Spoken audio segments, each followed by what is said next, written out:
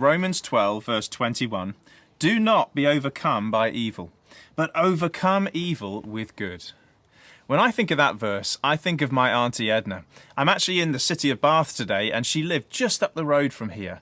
She was a dear old lady. She used to make clothes for relief agencies. She used to teach the Bible to children. And then one day when she was in her 80s, two thugs broke into her home in broad daylight, robbed her at knife point, taking all of her savings, and then they left. My Auntie Edna phoned my mum after this traumatic incident, and she said this. She said, "This is very difficult for me now.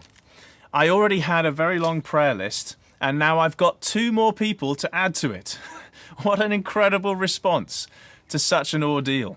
So counterintuitive, so countercultural. That's the way of Jesus. That's what Paul had in mind. Don't be overcome by evil, but overcome evil with good.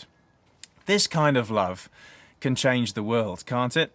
One person at a time. This kind of love can bring an end to hate, can turn enemies into friends. You know, my Auntie Edna prayed for those boys for the rest of her life.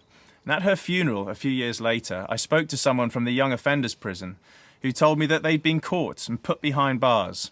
And one of them, there in prison, had attended a chapel service, and there he'd given his life to Jesus Christ. I love that story. I think of my Auntie Edna, and I think of this verse.